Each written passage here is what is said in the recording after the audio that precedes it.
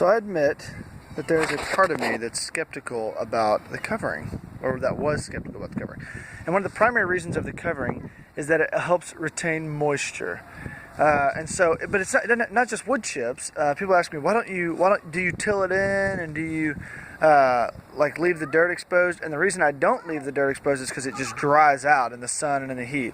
So you don't actually have to use wood chips though, because really anything under covering works. And so I'll show you, because I've been looking around my garden for certain things. So take this rock for example. Actually, it's dry relatively, and then I move the rock and it's moist underneath, and most of us are familiar with that.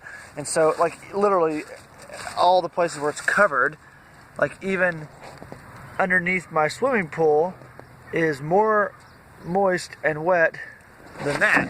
So there's just all these examples where the covering it's more moist.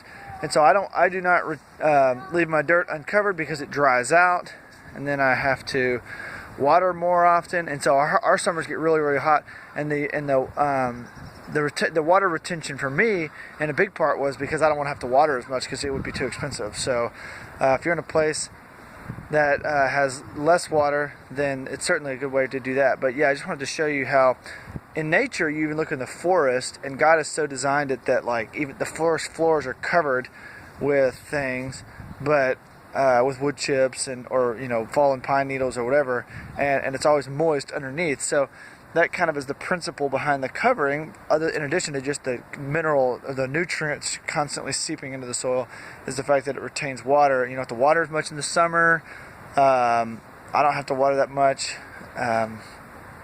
So even with a drought of 100 degrees for 2.5 months, 3 months, I would water, maybe 1-2 days a week, and not very long, and it would just soak in, and it would retain the moisture. So anyway, that's the idea behind the moisture retention aspect of the covering.